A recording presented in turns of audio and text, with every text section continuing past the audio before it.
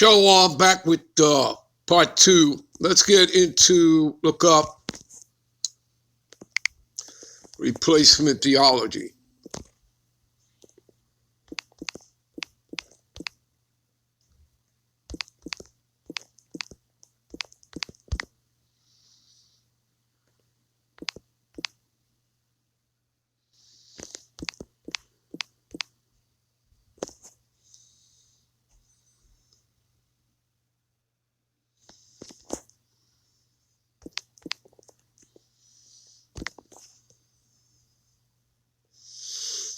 See what comes up?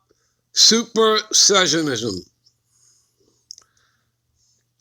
right? Also called replacement theology, is a Christian, right? And that's self-imposed. They place that upon themselves, that title, all right, as being Christians. They're not Christians. You'd have to be of the seed of Israel to be a Christian. Very simply, what is that? Acts 11:26. Okay? Who were the people coming out of the temple of Antioch who were called Christian? The disciples of Yahushua. So you'd have to be an Israelite to be a Christian. All right? And that is in the scriptures. That's biblical. That's scriptural. All right? In the blue letter, Bible Concordance. Go read about, look up the word elect, election. Yeah. All right. Israelites. You'd have to be of the seed of Israel. All right.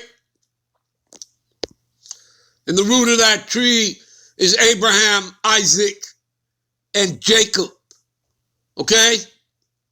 Abraham had 8 sons. All right. Ishmaelites, his firstborn, they got blessings, didn't they? Yes, they did. But they're not the chosen people, are they? And neither were the other, 6 sons that he had? No, Isaac is. All right? It was passed on to Isaac, not to any of his other sons. The promises, it went to Isaac. That blessing. And from Isaac had 2 sons, right? Esau and Jacob. Did it go to Esau, the Edomites? No. It went to Jacob, whose name later would be changed to Israel. What's the problem here? All right. So, is a Christian doctrine, all right, which asserts that the new covenant through Yahushua the Mashiach supersedes the old covenant. Really? Really? Really? Let's knock that right out. Really now? Really it does? Let's see here. Really?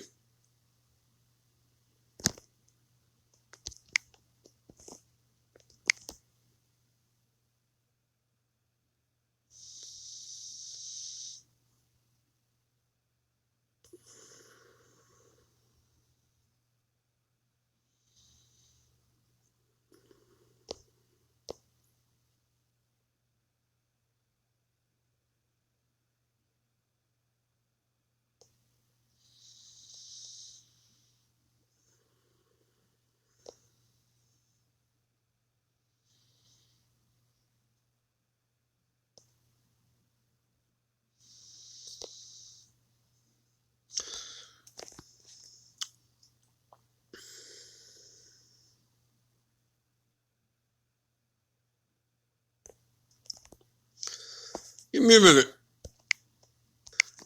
All right. So the Lord says, right, he's married unto us. Jeremiah 3:14. Turn, O backsliding children, talking about the children of Israel, saith the Lord Yahweh, for I am married unto you, and I will take you one of a city and 2 of a family, and I will bring you to Zion. See that? Where in there does it say the whole world? That he's married unto the whole world, or that he's married unto multi-nations? No, don't say that, do it. No, it doesn't say that at all, right? Okay?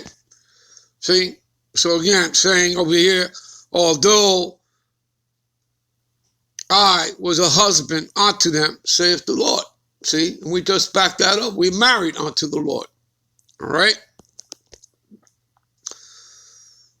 Okay? So, the Lord didn't cast away his people. Okay? He didn't cast away his people. Again, we read that over there in, God forbid, in Romans, the 11th chapter. All right? And Romans, the 9th chapter, will also tell you. I mean, all throughout this book, I mean, it's about Israel. I mean, it doesn't get any clearer. All right? But somehow, Vocab alone seems to think that, he can find a weak link somewhere, some sort of crack, for some type of inclusion here. Nobody ever said you're not going to be in the kingdom, the other nations.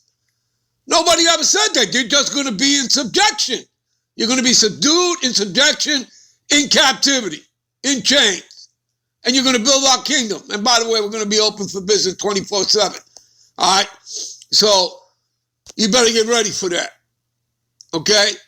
Because the only time you're going to have off is the Sabbath, and you're going to be looking for it. All right? Anyway, let's get back to this. All right? So,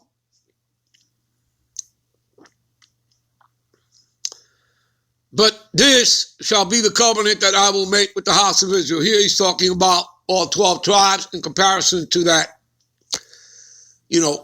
When you first start to read it, it's broken down into the two nations. All right, the house of Israel meaning the northern kingdom, and the house of Judah meaning the southern kingdom. So why is he saying that here? Which again, this is repeated over there in Hebrews, the 8th chapter. All right, you could start, I guess, at verse 6, read on down. Normally I'll start around verse 8, read from 8 to 10. And it's basically saying the same things here. All right? So, again, why one kingdom? When you go read it, Ezekiel chapter 37, the valley of dry bones. All right? Bringing the northern and the southern kingdom together, right? Instead of it being two sticks, right? Ephraim and his companions, Judah and his companion. Well, he's going to put them together as one stick in the Lord's hand. Okay, that we're going to be one nation again. You understand that? All right. And I believe it also speaks about that, King David, So, you want to say, Vocab, that, those are the real people down there, the 1948ers. Where the hell is King David?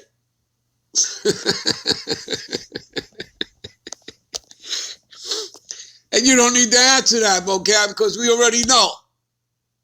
All right? All right, let's continue here. All right. So,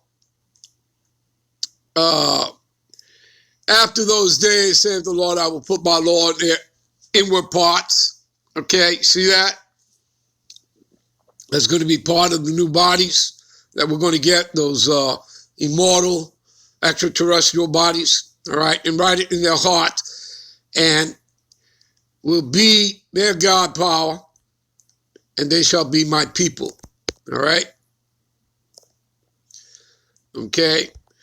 And they shall teach no more every man his neighbor, okay?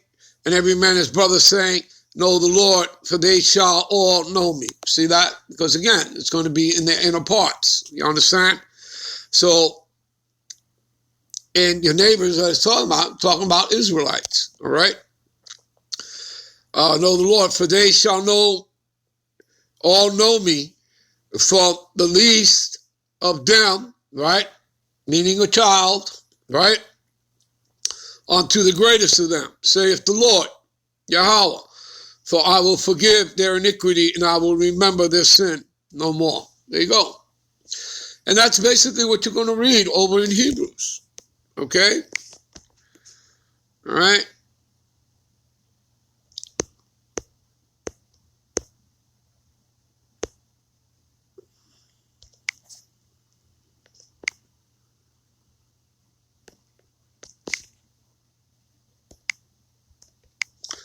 All right? For finding fault with them, he said, behold, the days come, saith the Lord, when I will make a new covenant with the house of Israel and the house of Judah. See, people, it's the same thing. Not according to the covenant I made with their fathers in the day that I took them by the hand and led them out of the land of Egypt. Again, hello, Vocab. Who did he leave out of Egypt? The whole world? Because they continue not in my covenant and regarded them not, saith the Lord. For this is the covenant that I will make with the house of Israel, meaning all 12 tribes now, all right, saith the Lord, okay, because we're going to be one nation again, one kingdom, not two kingdoms anymore. All right, and I will put my laws in their mind and write them in their heart, and I'll be to them a God, they shall be to me a people. See, and then, you know, and they shall not teach every man his neighbor and every man his brother, saying, know the Lord, for all shall know me, from the least to the greatest. There you go. It's the same thing. You understand, people? All right? All right. Let's see if there's anything else I want to read here. Supersession. All right? So this, this new covenant, right? And we just read about the new covenant. Right? Jeremiah, 31, right? 31 to 34 in Hebrews. Who's the new covenant with? The house of Israel. The 12 tribes, the northern and the southern kingdom. So that hasn't changed. So what does it tell you about this replacement theology and supersessionism that it's also known as? It's non-biblical.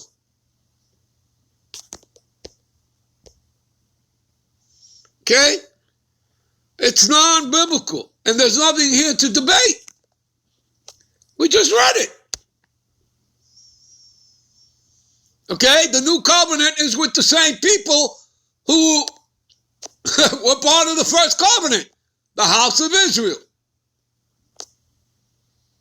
What's there to debate, people? It's that simple, right? All right. What else?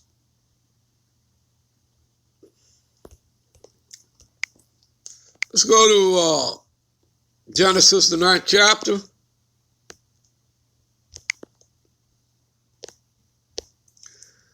Here, starting around the 8th verse.